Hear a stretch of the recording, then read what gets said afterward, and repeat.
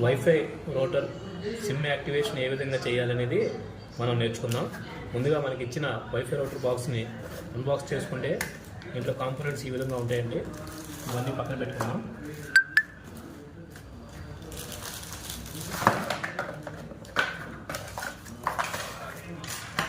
ఇది మెయిన్ మనకి ఇచ్చిన వైఫై రూటర్.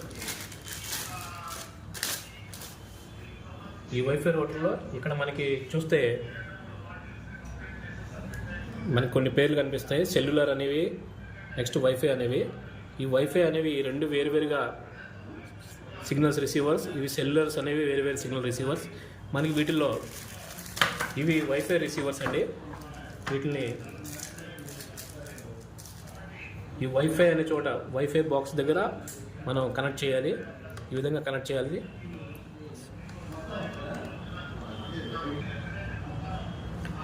ఈ విధంగా వైఫై రిసీవర్స్ని ఇక్కడ కనెక్ట్ చేసుకుంటాం.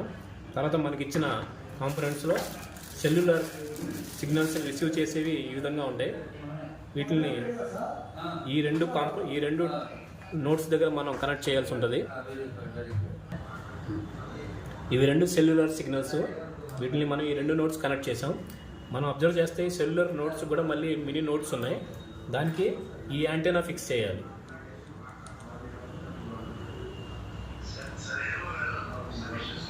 ఈ సెల్యులర్ నోట్స్ కూడా ఈ యాంటెనా ఫిక్స్ చేసుకోవాలి.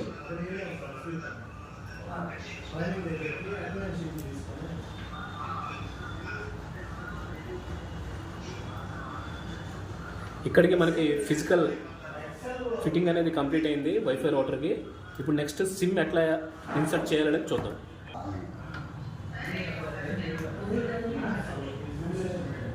సిమ్ ఇన్సర్ట్ చేసే ఆ ట్రే అనేది మనకి ఇక్కడ ప్రొవైడ్ చేయడం జరిగింది. ఇక్కడ సిమ్ ఎజెక్టర్ నాబ్ ఉంది. దీంట్లో మనం ఎజెక్టర్ ద్వారా ఈ ట్రేని బయటకు తీసుకురావాలి. ఇప్పుడు మనం సిమ్ ఎట్లా ఇన్సర్ట్ చేయాలో చూద్దాం. సిమ్ ఎజెక్టర్ ద్వారా ట్రేని బయటకు తీస్తున్నాం. ఇదండి సిమ్ ఎజెక్టర్. దీంట్లో మనం సిమ్ ట్రే, దీంట్లో సిమ్ ప్రొవైడ్ చేయాలి. మనకిచ్చిన సిమ్ యొక్క కార్డ్ ఇది. దీనిపైన 2 స్టిక్కర్స్ ఉన్నాయి. ఈ డీటెయిల్స్ అనేవి మనకి ఫ్యూచర్ పర్పస్ కోసం చాలా నీడ్ అవుతాయి. ఈ స్టిక్కర్స్ని మనం జాగ్రత్తగా తీసుకొని రోటర్ పైన అంటించాలి.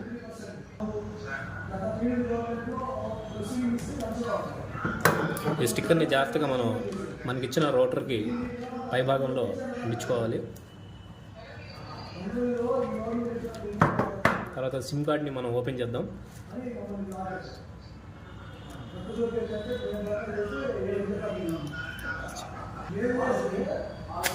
మనకి ఇచ్చిన జియో సిమ్ ఈ విధంగా ఉంటుంది. ఇది మైక్రో రెండు అటాచ్ అయి ఉంటాయి. మనకి ఇచ్చిన ట్రే మైక్రో సపోర్ట్ చేస్తుంది కాబట్టి దాని డిజైన్ పరంగా మనం కార్డ్ని సెట్ చేసుకొని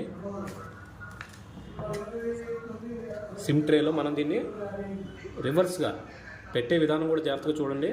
రివర్స్గా ఇట్లా పెట్టి లోపలికి ఇన్సర్ట్ చేయాలి.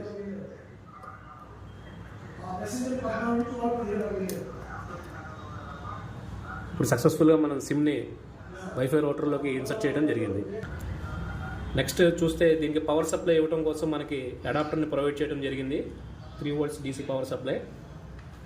దీని యొక్క పోర్ట్ బ్యాక్ సైడ్ రైట్ కార్నర్లో ఉంది, ఇక్కడ పెట్టాలి. నెక్స్ట్ ఇది పవర్ సప్లైకి ఇస్తాం.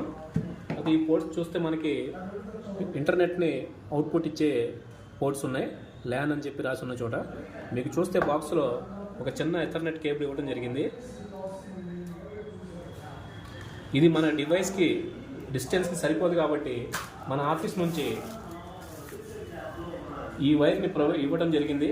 ఇది ఎథర్నెట్ వైరు. ఈ యొక్క పోర్ట్ని మనం దీంట్లో ఇన్సర్ట్ చేసి ల్యాన్ కేబుల్లో దాని యొక్క నెక్స్ట్ని మీ కేబుల్ మీ ఆ కాంపోనెంట్ ఏదైతే IFP ఉందో దానికి ఇన్సర్ట్ చేస్తే నెట్ ఇవ్వడం జరుగుతుంది. తర్వాత ఇందులో మెయిన్ ఈ 2 సెల్యులర్ సిగ్నల్స్ ఏవైతే ఉన్నాయో అవి ఏ విధంగా అవుట్డోర్ కనెక్షన్ ఇవ్వాలనేది ఇప్పుడు చూద్దాం. ఇప్పుడు వైఫై రూటర్ని పవర్ ఆన్ చేస్తున్నాము. చూస్తే మనకి వైఫై రూటర్ ఆన్ అయినట్టు మనకి ఇక్కడ బ్లూ లైట్ సిగ్నల్స్ మనకి ఇండికేషన్ అవుతాయి. ఈ విధంగా వైఫై ఆన్ చేసుకున్న తర్వాత మనకి సెల్యులర్ రిసీవర్స్ ఏదైతే ఉన్నాయో దాన్ని మనం అవుట్డోర్లో తీసుకెళ్ళాలి. మనకి అందుబాటులో ఉన్న ఏరియాలో ఐరన్ దగ్గరగా ఉండేది ఏదైనా ఉంటే దానికి మనం ఇట్లా వీటిని ఫిక్స్ చేసుకుంటే మనకి సెల్యులర్ సిగ్నల్స్ అనేవి వర్క్ అవుతూ ఉంటాయి. ఈ విధంగా వైఫై రౌటర్ అనేది మనకి కనెక్షన్ పూర్తయింది. ఇప్పుడు దీని యొక్క సిగ్నల్ మనకి వైఫై సిగ్నల్ ఏ విధంగా చూడాలనేది ఇప్పుడు చూద్దాం.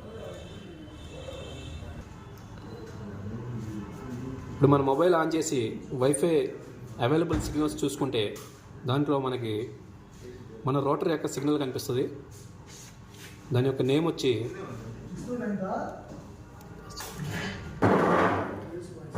అవైలబుల్ వైఫై సిగ్నల్స్లో మనకి APTS అనేది కనిపిస్తుంది. ఇది మన వైఫై రౌటర్కి సంబంధించిన వైఫై సిగ్నల్. దీనిపైన మనం టచ్ చేస్తే పాస్వర్డ్ అడుగుతుంది. పాస్వర్డ్ మనం గ్రూపుల్లో షేర్ చేయడం జరుగుతుంది. ఆ పాస్వర్డ్ మీరు ఇక్కడ ఎంటర్ చేసుకుంటే మనం పాస్వర్డ్ ఎంటర్ చేస్తున్నాం.